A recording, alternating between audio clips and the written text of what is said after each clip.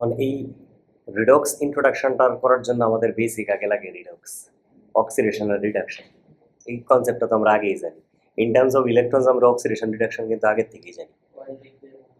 হ্যাঁ, oxidation is loss of electron, reduction is gain of electron. আচ্ছা, এখন এখানে একটা টার্ম ইউজ করা হয়েছে, ঠিক আছে, স্ট্যান্ডার্ড ইলেকট্রোড পটেনশিয়াল অথবা রিডক্স পটেনশিয়াল বলে, ঠিক আছে। The reactions that involved in the measurement of standard electrode potential are redox reactions, therefore the term redox is commonly used. আচ্ছা, আমরা এটাকে স্ট্যান্ডার্ড ইলেকট্রোড পটেনশিয়াল হিসেবে রেফারেন্স দিব। ওকে, মেইন কথা হইলো এটা একটা ইকুইলিব্রিয়া ফর্ম করে। ইকুইলিব্রিয়াটা একটু বোঝার চেষ্টা করি, কেমনে আসলে এই ইলেকট্রন লুজিং আর গেইনিং এর একটা টেন্ডেন্সি ক্রিয়েট হয় একটা ইকুইলিব্রিয়া দিয়ে। এই ব্যাকগ্রাউন্ড একটু দেখো, the different tendencies of metals to release electrons to form positive ions. মেটালসের এই প্রপার্টিটা আছে, metals usually tend to lose electrons. আচ্ছা, যখন metal magnesium or copper is placed in water, there is a small tendency for the metal atoms to lose electrons and go into solution as positive ions. তাহলে metal atoms গুলা electron loose করে, তাহলে এটা যদি metal হয় electron loose কইরা, ঠিক আছে, n amount of electrons যত লুজ করতে পারে আর কি। The electrons will ultimately remain on the surface of the metal. Electron কিন্তু যাবে না, ইলেকট্রনগুলো কিন্তু যায় নাই, ইলেকট্রনগুলো লুজ হয়ে সার্ফেসেই আছে। মেটাল আয়নগুলো আবার কি করতেছে, এই ইলেকট্রনগুলো আবার এই মেটাল আয়নগুলোকে অ্যাট্রাক্ট করতেছে, কারণ নেগেটিভ পজিটিভের অ্যাট্রাকশন হচ্ছে। In a very short time there will be build up of electrons on the surface of the metal and the resulting negative charge attracts the positive ions. In this way a layer of positive ions is formed on the surrounding metal. তাইলে কাহিনীটা কি হইতেছে জানো, এই জিনিসটা ওই metal আয়নগুলো আবার electron gain করে মেটাল সারফেসের উপরে আবার মেটাল জমে যেতে পারতেছে। এটা ব্যাক এন্ড ফোর্থের কাহিনী হয়ে যাইতেছে না একদম। So it tend to create a dynamic equilibrium. So একটা ডাইনামিক ইকুইলিব্রিয়াম এস্টাবলিশ হইতে পারে, ঠিক আছে, in which the rate at which ions are leaving the surface go into the solution is the same as the rate they are joining to form the solution. So this is your equilibria reaction. ইকুইলিব্রিয়ামে সবসময় আমরা রিডাকশনটাকে বাম পাশে লিখি, রিডাকশনের সবসময় বাম পাশে লিখি, এটাকে খুব সুন্দর করে এখানে সাজাই দিছে। সো যে কোনো মেটালের রিডাকশন হইলে ওই মেটালের পজিটিভ আয়ন রাইটে থাকবে আর মেটালটা থাকবে, মানে লেফটে থাকবে আর মেটালটা থাকবে রাইটে। আচ্ছা, এখন the difference between magnesium and copper is that the position of the equilibrium will be further to the left hand side for magnesium than for copper. এটা কি বুঝাইতেছে যে ম্যাগনেসিয়ামের ইকুইলিব্রিয়ামটা এইটা বেশি লেফটে আছে। এইটা বেশি লেফটে থাকা মানেই হচ্ছে with respect two copper magnesium electron বেশি লুজ করার টেন্ডেন্সি আছে। ইকুইলিব্রিয়াম যত লেফটে থাকা মানে কি ইলেকট্রন লুজ করার টেন্ডেন্সিটা বেশি। ইট wants to lose the electron more ফাস্টার, more easily. যে ইলেকট্রন তাড়াতাড়ি লুজ করতে পারে সেই মোর রিঅ্যাক্টিভ হওয়া উচিত না। So magnesium will have a greater negative charge on the metal surface, কারণ যত ইলেকট্রন লুজ করবে তত নেগেটিভ চার্জ ক্রিয়েট হবে না, বুঝা গেছে না? তাহলে রেডক্স পটেনশিয়ালটা নেগেটিভ হওয়ার চান্সেস বেশি। আচ্ছা, এই হলো কাহিনী। In both cases magnesium and copper there is a potential difference between the metal and the solution, একটা potential energy difference আছে। however the potential difference is greater with magnesium than with copper. In each case we would like to measure the potential difference between the metal and the solution, ওইটাকেই বলা হয় absolute potential difference. Standard electrode potential একটা term আমরা use করছি না? তাহলে প্রত্যেকটা এক একটা মেটালের জন্য বা যে কোনো একটা সাবস্টেন্সের জন্য ওই স্ট্যান্ডার্ড ইলেকট্রোড পটেনশিয়ালটা হইলে অ্যাবসলিউট পটেনশিয়াল ডিফারেন্সটা না, এই অ্যাবসলিউট পটেনশিয়াল ডিফারেন্সটাই না, ঠিক আছে।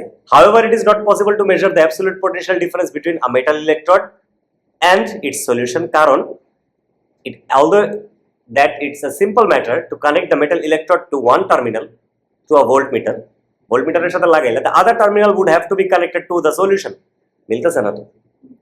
একটা টার্মিনাল তো মেটালের সাথে লাগাইতে পারলা কন্ডাক্টর, আর একটা তো সলিউশনে গেল না, সলিউশনের সাথে তো কন্ডাক্টর কাজ করবে না একসাথে।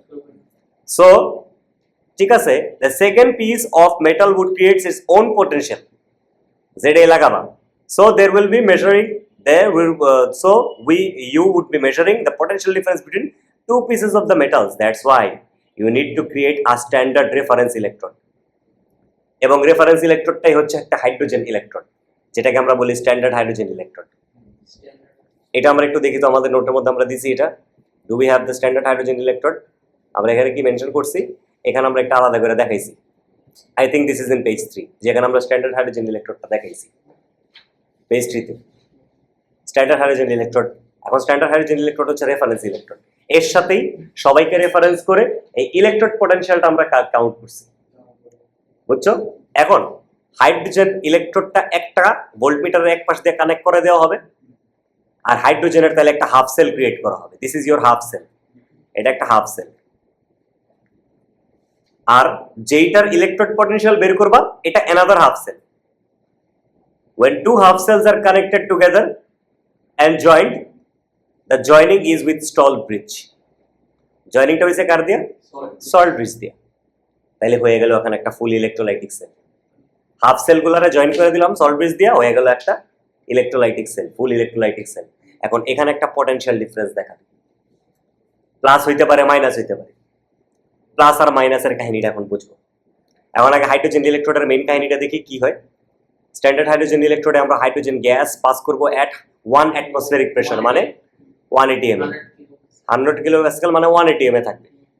1 atm এ স্ট্যান্ডার্ড হাইড্রোজেন ইলেকট্রোড পাস করতেছি, মানে কি বলে স্ট্যান্ডার্ড মানে হাইড্রোজেন গ্যাস পাস করতেছি স্ট্যান্ডার্ড প্রেসারে। প্ল্যাটিনাম ইলেকট্রোড থাকতে হবে 1 m মানে 1 মোল পার ডিএম কিউব, হাইড্রোক্লোরিক অ্যাসিড দিছে মানে 1 মোল পার ডিএম কিউব H+ সলিউশন থাকতে হবে। The solution must have 1 mole per dm cube H+ ions. এখন তোমরা যদি sulphuric acid 1 mole per dm cube দাও, সেখানে কিন্তু 1 mole per dm cube নাই, H+, 2 mole per dm cube আছে। সালফিউরিক অ্যাসিড দুইটা হাইড্রোজেন আয়নস আছে, that's why you must give 1 mole per dm cube H+ ion solution. H+ ion যেখানে 1 mole per dm cube, HCl দিলে easy হয়ে যায়। হ্যাঁ, strong acid নিতে হবে, উইক অ্যাসিড নিলে হবে না, কারণ উইক অ্যাসিডের আয়নাইজেশনটা পার্শিয়াল, ওখানে হাইড্রোজেন আয়ন কনসেন্ট্রেশনটা 1 মোল পার ডিম কিউব এক্স্যাক্টলি থাকবে না, আরো কম থাকবে, বুঝতে পারছি? স্ট্রং অ্যাসিড দিতে হবে, উইক অ্যাসিড দেওয়া যাবে না, উইক অ্যাসিড নাইট্রিক অ্যাসিডও স্ট্রং অ্যাসিড, উইক অ্যাসিড দেওয়া যাবে না, ইথানোয়িক অ্যাসিড এগুলো দেওয়া যাবে না, কারণ ওইখানে 100% আয়নাইজেশন হবে না, তো পার্শিয়াল আয়নাইজেশন হবে, তাহলে H+ আয়ন কনসেন্ট্রেশনটা তো 1 মোল পার ডিম কিউব থাকবে না, অ্যাকুরেট কনসেন্ট্রেশন হবে না, ওটা 1 এর নিচে থাকবে। আচ্ছা, তারপরে আমরা যে টেস্ট ইলেকট্রোডটা যাকে এখান থেকে ইলেকট্রোলাইসিস করব, মানে যার ইলেকট্রোড পটেনশিয়ালটা বের করব, তার ইলেকট্রোডটা নিব আমরা, ওই মেটালটার ইলেকট্রোডটা নিব, এন্ড ওই মেটালটার একটা সলিউশন নিব 1 মোল পার ডিম কিউব। এখানে আমি যেমন iron electrode, example iron electrode দিয়ে আমরা টেস্ট করতেছি, সো আয়রন টু সলিউশন নিবা 1 মোল পার ডিম কিউব, ক্লিয়ার? এখন এই হলো তোমার দুইটারে ম্যাচ করে, আর সল্ট ব্রিজটা হইতে হবে যে কোনো একটা ionic compound, group 1 ionic compound, saturated solution থাকতে হবে তার মধ্যে, তাহলে এখানে ভিতরে আয়ন্স থাকে, আয়ন্সগুলো এই পেপার দিয়ে পাস হইতে পারে, বুঝছো? আয়ন মুভমেন্ট করতে পারে, বোঝা গেছে? আয়নের মুভমেন্ট হইতে হবে, তাহলে তো নাইলে তো ইলেকট্রিক্যাল এনার্জিটা তো পাস হইতে পারবে না। সব এখানে ইনফরমেশন আছে, এখানে আমাদের সব ইনফরমেশন গুলো আছে। আমরা একদম ফার্স্ট পেজে এবার দেখি তো এখানে কি লেখা আছে। এখানে ইলেকট্রোকেমিক্যাল সেলের কাহিনী বলা আছে সব। তো ইলেকট্রোকেমিক্যাল সেল বলছে কি, দুটো হাফ সেল দিয়ে বানানো হয়, তা connected with salt bridge. Simple half cells will consist of a metal acting as the electrode and the solution of the compound containing the metal. মাত্রই যেটা বললাম, এই যে হাফ সেলটা, these two half cells will produce a small voltage. এখানে আবার কি করছে, দুইটা মেটালরই আলাদা আলাদা করছে, স্ট্যান্ডার্ড রেফারেন্সটা দেওয়া নেই, রেফারেন্স দিয়ে আগে ওদেরকে বের করে দেওয়া হয়েছে অলরেডি, বের করে আমরা জানি অলরেডি জিঙ্কের হাফ সেলের জিঙ্কের ইলেকট্রোড পটেনশিয়াল কত, কপারের ইলেকট্রোড পটেনশিয়াল আমরা কত আমরা জানি অলরেডি বের করা আছে, ওই যে হাইড্রোজেন ইলেকট্রোড দিয়ে বের করা অলরেডি হয়ে গেছে। এখন দুইটার আমি ইলেকট্রোড পটেনশিয়াল জানি, এখন এই দুইটার হাফ সেল যদি জয়েন করে দেখি, সল্ট ব্রিজ দিয়ে ভোল্টমিটার দিয়ে যদি জয়েন করে দেখি, তখন আমরা দেখতে পারবো রেজাল্টিং ভোল্টেজটা কি। এই রেজাল্টিং ভোল্টেজ দিয়ে অনেক ইনফরমেশন দিবে আমাকে, যে কে বেশি রিঅ্যাক্টিভ এই দুটার মধ্যে, ইজিলি আমরা বের করতে পারবো। না, ভোল্টেজের একটা পজিটিভ আর নেগেটিভ সাইন আসতে পারে, দেখাবো একটু পরে আসবে কাহিনী। এখানে why does a voltage form? In the cell pictured above, when the connected together, the zinc half cell has more tendency to oxidize. এখন এটার তো কাহিনীটা আমার জানতে হবে ইলেকট্রোড পটেনশিয়াল দেখে। এটা আমি পরে আসতেছি, আগে এখানে আমরা ভোল্ট মিটারটা কেন হাই রেজিস্ট্যান্স আর এটা জেনে নাও। The voltmeter needs to be of very high resistance to stop the current from flowing in the circuit. In this state, it is possible to measure the maximum possible potential. Current flow করতে দিতে পারতেছে না, current flow করতে দিবে না। Current flow করতে দিলে ওখানে কিছু এনার্জি নিয়ে নিবে। হাই রেজিস্ট্যান্স ভোল্টেজ, কারেন্ট একদম মিনিমাম, কারেন্ট মিনিমাম থাকলে ম্যাক্সিমাম ভোল্টেজটা তোমরা পাও, ম্যাক্সিমাম ভোল্টেজটা তোমরা পাবা, রাইট? কারণ V is equal to IR, resistance যত বেশি কারেন্ট তত কম, সিম্পল কনসেপ্ট। কারেন্ট যত কম, রেজিস্ট্যান্স যত বেশি, ভোল্টেজ তত বেশি। ওকে, the reactions will not be occurring because the very high resistance voltmeter stops from current from flowing. বুঝা গেছে? কোনো রিঅ্যাকশন সে হইতে দিতেছে না সহজে। আচ্ছা, সল্ট ব্রিজের কাহিনী তো বললামই আমরা। Salt bridge is used to connect up the circuit. The free moving ions contact the charge. Salt bridge is usually made from a piece of paper, filter paper, or material soaked in salt solution, usually potassium nitrate, saturated potassium nitrate আমরা দিয়ে দিই। The salt should be unreactive with the electrodes. ঠিক আছে, anelectrode solutions যেমন potassium chloride দিলে হবে না, potassium chloride দিলে হবে না বিকজ কপার সিস্টেমস গুলোর মধ্যে আবার ক্লোরাইড আয়ন্স কমপ্লেক্স বানায় ফেলতে পারে। দেখছো, নলেজ কিন্তু অনেক লাগবে। So choose potassium nitrate, safest option. Safest option. A wire is not used because the metal wire would set up its own electrode system. এই যে একটু আগে আমরা বললাম যে ওয়্যার দেওয়া যাবে না। আচ্ছা, কারেন্ট ফ্লো করলে কি হইতো? What happens if current is allowed to flow? If the voltmeter is removed and placed with a bulb, or if the circuit is short circuited, the current flows. The reactions will then occur separately at each electrode. The voltage will fall to zero as the reactants are used up. তাহলে আমরা potential difference কিন্তু পাবো না, zero হয়ে যাবে, কারণ individual half সেলগুলোর মধ্যে reaction হইতেছে নিজেদের। ঠিক আছে, the most positive electrode will always undergo reduction, the most negative electrode will undergo oxidation. আচ্ছা, এইটা আমি এখন তোমাকে বুঝাই, এখানে তোমাকে এখন আসল কাহিনীটা বুঝাই।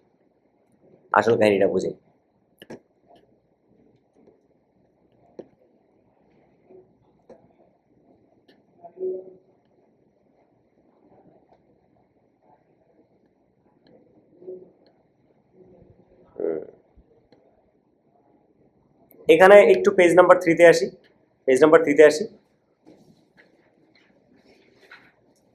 এখানে দেখো লিথিয়ামের, এখানে একটা লিথিয়ামের যদি ইলেকট্রোড সিস্টেম দেওয়া আছে, লিথিয়ামের ইলেকট্রোড সিস্টেমের এই নেগেটিভ ভ্যালুটা কি বোঝায়?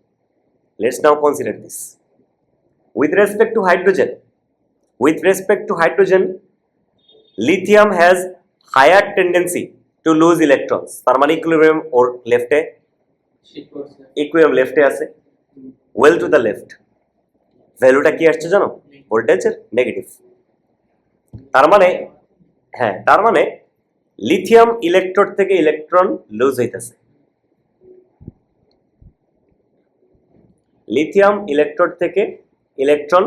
হইতেছে, আচ্ছা, ওই ইলেকট্রনটা কে গেইন করবে? Lithium ion. ঠিক আছে, লিথিয়াম আয়ন। আচ্ছা, ইলেকট্রনটা যাবে এদিকে। ঠিক আছে, ইলেকট্রনটা কিন্তু ভালো করে যাবে এদিকে। এখন এখানে দেখো, তাহলে এখানে ফ্লো অফ ইলেকট্রনসটা কি বুঝাইতেছে? কোন দিক থেকে ইলেকট্রনটা বেরিয়েছে? জিঙ্কের থেকে ইলেকট্রনটা বেরিয়েছে, কপার ইলেকট্রনে ঢুকতেছে। ঠিক আছে না? যেই ইলেকট্রোড থেকে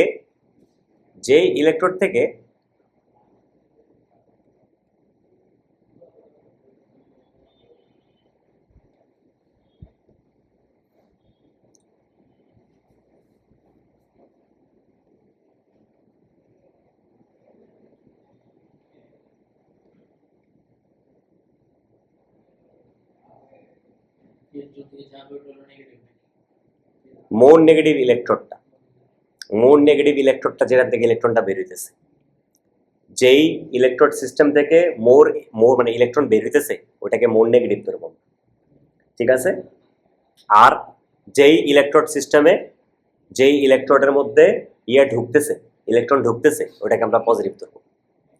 ঠিক আছে, এই সময় সেল হাফ সেলের সময় ইলেকট্রোলাইসিসের কনসেপ্টের সাথে যদি মিলাও, ঠিক আছে, ইলেকট্রোলাইসিসের কনসেপ্টের সাথে যদি মিলাও, তাহলে তো এটা ক্যাথোড বলতে হবে আর ওটা অ্যানোড বলতে হবে। কিন্তু এখানে এটারে ক্যাথোড বললে তো তোমাদের কনসেপ্ট মিলবে না। ক্যাথোড কি করে? ক্যাথোড তো ইলেকট্রন ঢুকে ক্যাথোড দিয়ে, আর অ্যানোড দিয়ে তো ইলেকট্রন বের হয়। তাহলে এখানে তো অ্যানোড এটারে ধরতে হবে, রাইট? তাহলে তো নেগেটিভটারে আমার এখানে অ্যানোড ধরতে হবে। ঠিক আছে, this should be the anode, this should be the anode, কিন্তু নেগেটিভ টার্মিনাল। কিন্তু এটা অ্যানোড আমরা লিখতাম কি এই ইলেকট্রোলাইসিসে পজিটিভ, কিন্তু এখানে আমাকে নেগেটিভ ধরতে হবে তো, কারণ এটাই তো নেগেটিভ পোটেনশিয়াল, নেগেটিভ টার্মিনাল, যেখান থেকে ইলেকট্রন বের হইতেছে। ইলেকট্রন যেখান থেকে বের হয় ওটা তো পজিটিভ টার্মিনাল হওয়ার কথা ছিল। ওইটা তো তোমার অন্য কনসেপ্ট ছিল, অন্য কনসেপ্ট ছিল। ওখানে তো একটা সেল ছিল, সেলের নেগেটিভ এন্ডের সাথে যে ইলেকট্রনটা কানেক্টেড ছিল ওইটা ছিল নেগেটিভ। হ্যাঁ, এটা তো হাফ সেল, দুটা কানেক্ট করে আমরা নিজের একটা সেল বানাইছি। এখানে তো কোনো পজিটিভ ডিরেকশন আসবে না, না ওই কনসেপ্টটা আসবে না এখানে। সো আমরা যদি ওই ইলেকট্রোলাইসিসের টার্মেই চিন্তা করি, যেই ইলেকট্রোড দিয়ে ইলেকট্রন বের হয় সেটাকে তো আমরা অ্যানোড বলতাম। তাহলে এখানে অ্যানোডটা হচ্ছে জিঙ্ক ইলেকট্রোডটা, কিন্তু ওটার চার্জ হবে নেগেটিভ, কারণ ওইখান থেকে ইলেকট্রন বের হইতেছে, that charge will be negative. আর যেটা ইলেকট্রন ঢুকতেছে, that charge will be positive. হ্যাঁ, উল্টাটা কিন্তু উল্টা, রিভার্স হয়ে যাবে। এখন এখন এই পুরা দুইটা হাফ সেল আছে, রাইট? দুইটা হাফ সেল আছে না? এখন ধর আমি দুইটা ইকুয়েশন এখানে লিখি, জিঙ্কেরটা লিখি আর কপারেরটা লিখি। তাহলে আমরা হাফ সেলগুলো উইদাউট স্টেট সিম্বলস আমরা হাফ সেলের ইকুয়েশনগুলো ধরে লিখি। এগুলো সব ডাটা বুকলেটে আছে কিন্তু, ঠিক আছে? এটার ধরো ইলেকট্রোড পটেনশিয়াল আমরা সিম্বল দিই ই নট দিতেছি -0.76 ভোল্ট, আর কপারেরটা দিচ্ছি, কপার হাফ সেলেরটা দিচ্ছি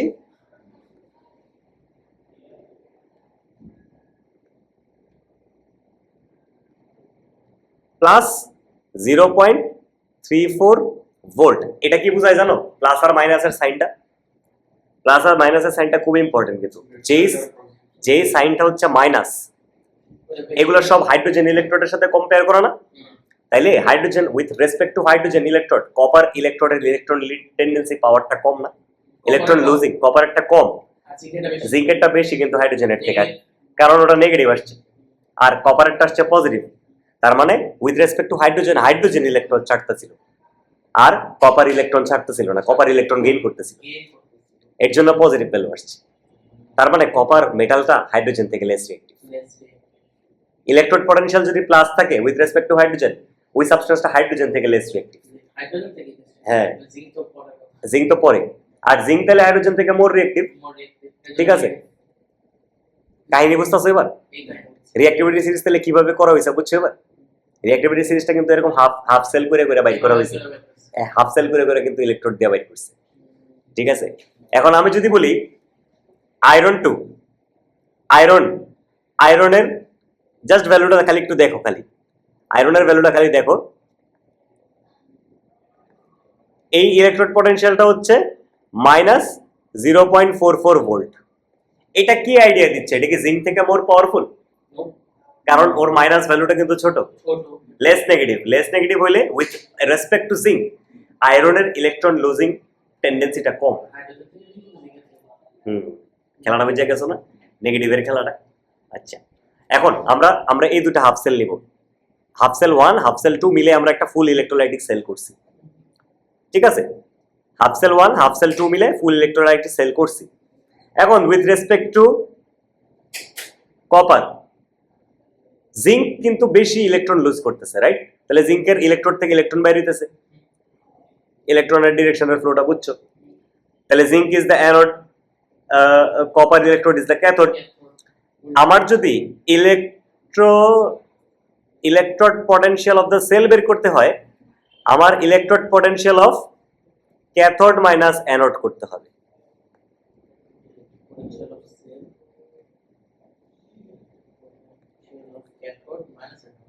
তার মানে পজিটিভ মাইনাস নেগেটিভ ইলেকট্রোড করতে হবে, বুঝছো? পজিটিভ মাইনাস নেগেটিভ মানে positive end negative end, positive minus negative করতে হবে। এবার আসো খেলাতে, ইয়েস, এবার দেখো ভ্যালুটা কত আসে। মাইনাস, এটা তো প্লাস 0.34, মাইনাস মাইনাস 0.76, তাহলে ভ্যালুটা আসতেছে প্লাস 1.10 ভোল্ট। যেহেতু এখানে যেহেতু আমি বলতেছি প্লাস 1.10 ভোল্ট, আমি কি বলতে পারি না ই সেলটা positive? Standard electrode potential of the cell is positive. Standard electrode potential হচ্ছে পজিটিভ, ই সেল পজিটিভ।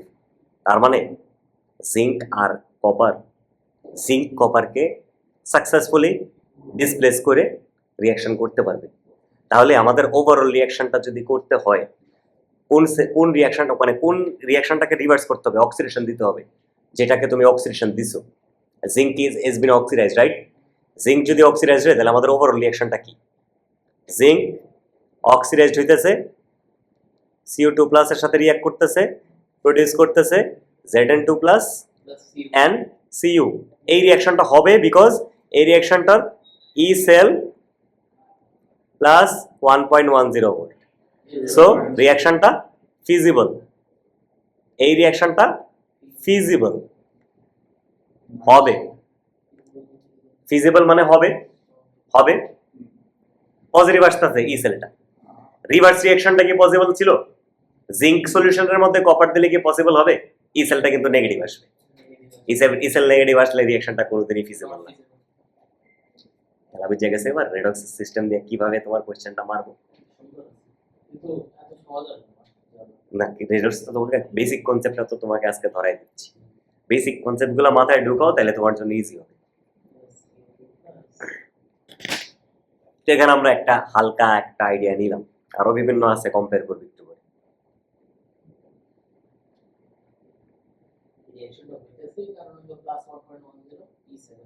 বা ধরো তোমাকে রিয়াকশনটাই দিছিল, ওরা জিজ্ঞেস করতেছে এই রিয়াকশনটা কি পসিবল নাকি, এই রিয়াকশনটা কি পসিবল নাকি। এই রিয়াকশনটা পসিবল করতে হলে তোমাকে জিঙ্ক ইলেকট্রোডকে বানাইতে হবে নেগেটিভ, আর কপার ইলেকট্রোডকে বানাইতে হবে positive.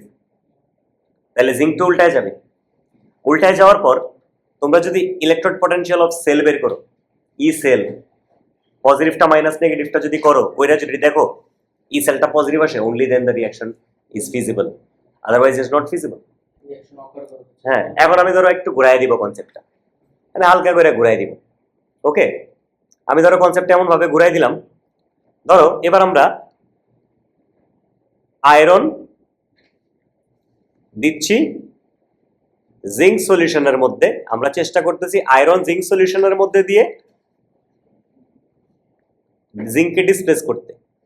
Is this reaction feasible or not, এটা করার জন্য আমাকে তাহলে কি আয়রন ইলেকট্রোডটাকে কি ধরতে হবে? আয়রন ইলেকট্রোডটাকে নেগেটিভ ধরতে হবে না? তাহলে আমি যদি ই সেল বের করতে চাই, ই সেল বের করতে চাই, আয়রন ইলেকট্রোডটা নেগেটিভ, তাহলে ধরো E naught positive minus negative, এভাবে আমরা লিখবো না? E naught of positive terminal minus E naught of negative terminal, right? লেখা যায়। তাহলে এখানে পজিটিভ টার্মিনালটা কে? পজিটিভ টার্মিনালটা হচ্ছে জিঙ্ক, তাহলে মাইনাস 0.76 লিখবা, মাইনাস আয়রনেরটা কত? মাইনাস 0.44। এবার দেখো তো ভ্যালুটা নেগেটিভ আসে না? তাহলে নেগেটিভ ভ্যালুটা আমরা বের করি, দেখি এটা কত আসে। খুবই মজা কিন্তু যদি বুঝতে পারো একবার, এই রেডক্স চ্যাপ্টারটা খুবই ইন্টারেস্টিং যদি বুঝতে পারো, আর না বুঝতে পারলে শেষ। চাইরা দিতে ইচ্ছে, খালি মনে হবে চাইরা দিই। তাইলে মাইনাস 0.76 প্লাস 0.44, 0.32 মাইনাস, ইয়াস 0.32 ভোল্ট। তাইলে কত আসে? মাইনাস 0.32। তাহলে এখানে আমরা কি বলবো? Since E naught cell is not feasible, E naught cell is negative, the reaction is not feasible.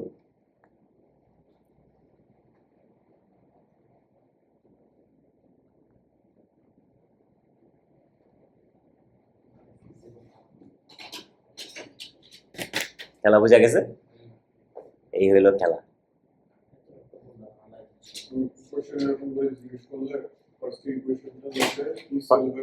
E sell তোমাকে পুট বের করতে হবে, ই সেল পুট করে তোমাকে বুঝাই দিতে হবে ই সেলটা নেগেটিভ আসছে, তাহলে এটা ফিজিবল না। ই সেল নেগেটিভ আসলে এটা ফিজিবল না, ঠিক আছে? এটা ফিজিবল হইতে পারে চাইলে, কন্ডিশন চেঞ্জ করলে।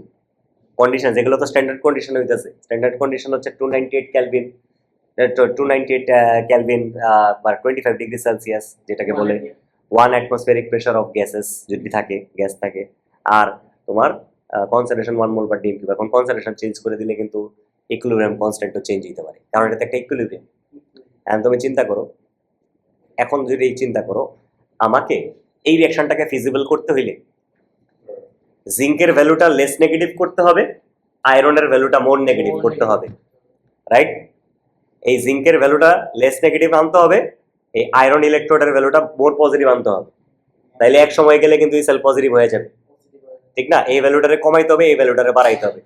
এখন এই ভ্যালুটা, এখন তুমি চিন্তা করো আয়রনের ইলেকট্রোড ভ্যালুটারে, এই ভ্যালুটারে মোর নেগেটিভ করতে হলে ইকুইলিব্রিয়াম আরো লেফটে নিতে হবে। যত ইকুইলিব্রিয়াম লেফটে নিবা ভ্যালুটা তত নেগেটিভ হবে, যত ইকুইলিব্রিয়াম রাইটে নিবা ভ্যালুটা তত পজিটিভ হবে, মানে লেস নেগেটিভ হবে। তাহলে আমরা জিঙ্ক এটারে এভাবে এই এদিকে নিব কেমনে, এদিকে নিব কেমনে? জিঙ্কের কনসেন্ট্রেশন বাড়ায় দিলে, ঠিক আছে? জিঙ্কের কনসেন্ট্রেশন যদি বাড়ায় দাও ইকুইলিব্রিয়াম কিন্তু রাইটে যাবে না, রাইট? কনসেন্ট্রেশন অফ জিঙ্ক বাড়ায় দিলে ইকুইলিব্রিয়াম রাইটে যাবে না। আর যদি কনসেন্ট্রেশন অফ আয়রন কমায় দাও ইকুইলিব্রিয়াম লেফটে চলে আসবে। তাহলে take concentration of zinc Zn2+ এর কনসেন্ট্রেশনটা 1 মোল পার ডিএম কিউব থেকে বেশি নিবা, আর আয়রন একটা 1 মোল পার ডিএম কিউব থেকে কম নিবা, তাইলেই তো ইকুইলিব্রিয়াম লেফট আর রাইটে চলে যেতেছে। at one point E cell will become positive. বুঝছো ইয়াসমিন খেলাটা কি?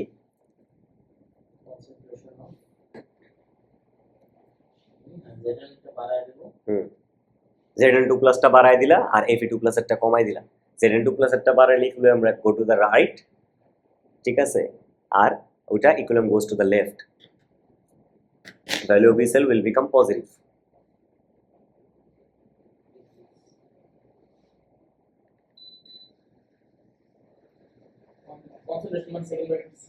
হ্যাঁ কি কনসেন্ট্রেশন?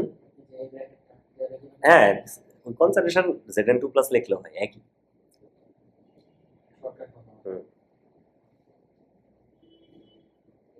যেমন একটা জিনিস দেখো, একটা সেল ডায়াগ্রাম কিভাবে লিখতে হয়, সেল ডায়াগ্রাম জিনিসটা শিখাই দিই।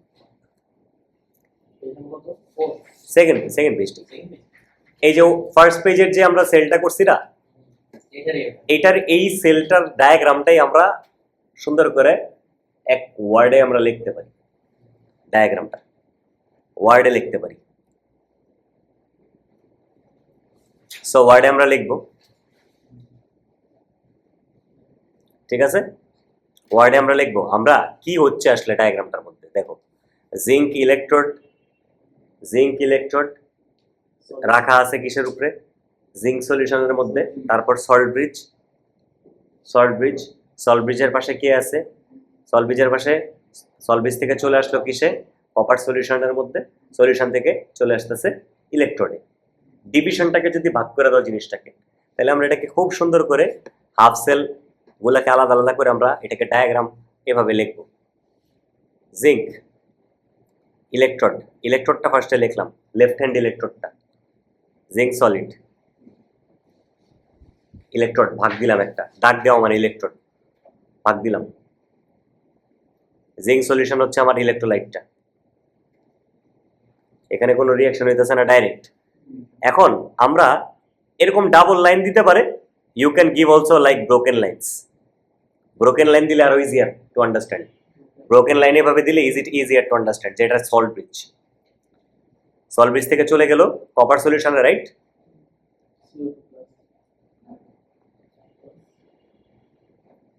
তারপর আমাদের ডিভাইড করে আবার আমরা ইলেকট্রোডটা দিয়ে দিলাম। ইলেকট্রোডটা কি? কপার,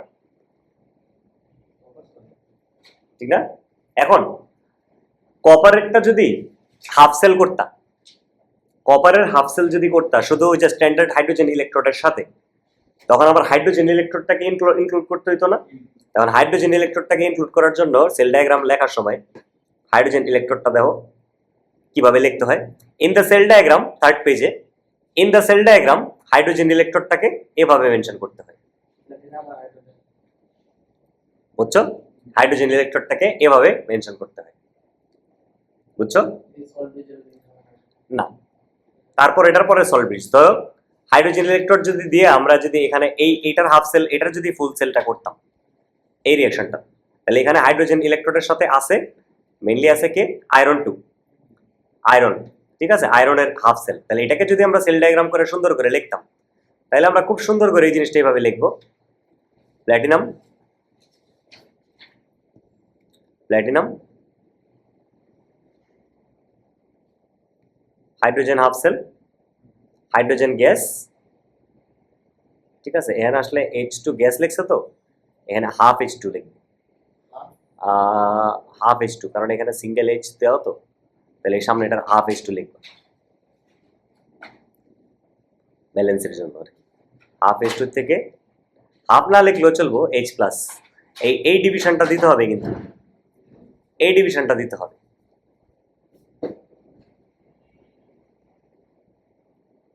এই ডিভিশনটা দিতে হবে। এরপর আমি সল্ট ব্রিজটা দিব, এরপর আমি সল্ট ব্রিজটা দিব, সল্ট ব্রিজটা দিলাম। ওই পাশে কে আছে, Fe2 প্লাস আছে, Fe2 প্লাস দাও, Fe2 প্লাস, Fe2 প্লাস থেকে আয়রন ইলেকট্রোডে চলে আসলো, Fe, সরি, এ হয়ে গেল। সেল ডায়াগ্রাম বোঝা গেছে, সেল ডায়াগ্রাম বোঝা গেছে। হ্যাঁ, হাইড্রোজেনের ওই পার্টটা মুখস্থই থাকবে, মানে এই পার্টটা হলো হাইড্রোজেন ইলেকট্রোডের জন্য ফিক্সড, না চেঞ্জ করার কিছু নাই, এটা চেঞ্জ করা যাবে না, ঠিক আছে। এটা হলো লেফটেরটা দিলাম, ওটা রাইটেরটা দিলাম, সেলের লেফটে আছে এটা, রাইটে আছে ওটা, ঠিক আছে। এখন এটার ধরো হাইড্রোজেন, এখানে যখন যে আয়রনেরটা পাইছিলাম, আয়রন 2 প্লাস আয়রন, এই হাফ সেলের ইকুয়েশনটা ছিল এই যে, এটা ছিল ই নট ছিল তোমার -0.44, কি বুঝাইতেছে, হাইড্রোজেন থেকে মোর রিঅ্যাক্টিভ না, তাহলে ইলেকট্রন ফ্লোটা কোন দিক দিয়ে, বাইরেতেছে আয়রন থেকে, আয়রনের ইলেকট্রোড থেকে বেরোতেছে হাইড্রোজেন ইলেকট্রোডে ঢুকতেছে, কিন্তু this is the flow of electron, বুঝা গেছে, this is your flow of electron, ঠিক আছে না? ফ্লো অফ ইলেকট্রন তাহলে বুঝতেছো, তাহলে কে নেগেটিভ টার্মিনালটা এফিটা এখানে নেগেটিভ, আর কে পজিটিভ H প্লাস, মানে হাইড্রোজেন ইলেকট্রোডের টার্মিনালটা পজিটিভ। ই সেল দিয়ে বুঝতে পারবা যে আয়রনের ইলেকট্রোডের সাইডটা হচ্ছে নেগেটিভ, কারণ ওটা তো নেগেটিভ আসছে, তাহলে ওইটাই নেগেটিভ টার্মিনাল। ইলেকট্রন ফ্লোটা তাহলে বুঝতে পারবা কোন দিক থেকে কোন দিকে, কারণ এগুলো তো বুঝতে হইব, ইলেকট্রন ফ্লোটা কোন দিক দিয়ে, বেসিক তো এগুলো। সো এই হলো কাহিনী, ফার্স্ট বেসিক্স কয়েকটা কাহিনী বুঝাই দিলাম। নেক্সট দিন তোমাদের আরো কয়েকটা এরকম হাফ ইকুয়েশন মিলায় ফুল দিব, রিডিউসিং পাওয়ারটা বুঝাবো, অনেকগুলো একসাথে আছে, কে কারে রিডিউস করতে পারবে, কতটুকু রিডিউস করতে পারবে, এগুলা বুঝতে হবে। এগুলা বোঝানোর পর তারপরে যে নন স্ট্যান্ডার্ড কন্ডিশনস যে বললাম আজকে, যে একটা ই সেল নেগেটিভ আসতেছে, তারপর স্টিল এই রিঅ্যাকশনটা করতে হবে আমাদের, কনসেন্ট্রেশন চেঞ্জ করে ইকুইলিব্রিয়াম লেফটে যাওয়া, রাইটে যাওয়া, তারপর একটা রিঅ্যাকশনে ডিসপ্রপোর্শনেশন হবে নাকি হবে না, ওইটা ইলেকট্রোড পটেনশিয়াল দিয়ে অ্যাডজাস্টমেন্ট করা আছে, সবই আছে, খেলা আছে এখানে, ঠিক আছে। তারপর আরেকটা জিনিস আছে ফিউল সেল শেষ হবে, ফিউল সেল শেষ হওয়ার পর ওখানেই কিন্তু চ্যাপ্টার শেষ না, আরেকটা ভাইটাল জিনিস আছে রেডক্স টাইট্রেশন, রেডক্স রিঅ্যাকশন করে ওটা টাইট্রেশন হবে, হ্যাঁ, ওটা হলো আসল, আর ওটা ইউনিট 6 এর জন্য অনেক ইম্পর্টেন্ট। ইয়েস, সো আজকের দিনে এখানেই শেষ হোক।